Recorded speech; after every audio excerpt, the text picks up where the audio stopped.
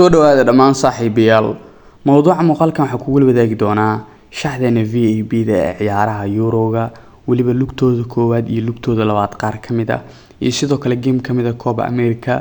Dhammaan shaxda VAB-da waxaa isku dayi doonaa possibility-ga ugu badan ama 99% probability-ga halka uu jiro dabcan kula wadaago. Marka haddii aad daawashada ku guurayso channel-ka, waxaan si xushmad leh kaaga codsanayaa inaad channel-ka subscribe saarto, muuqaalkan aad like saarto, saaxiibadana aad la wadaagto.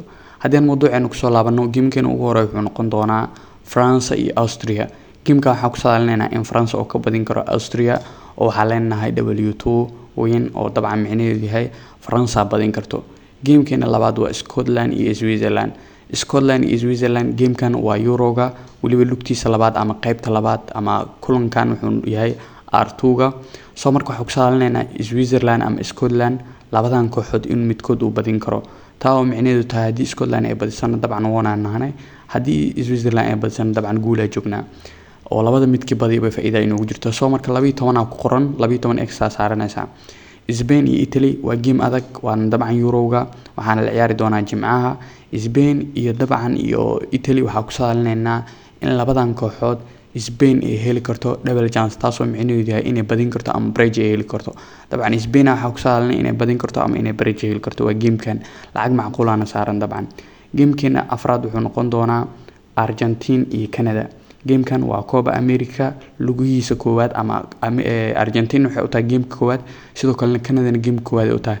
Argentina waxaa ku saadaalinaynaa inay ka badin karto Canada, oo dabcan waxaa leenahay W1 win oo micnaheedu yahay Argentina badin karto.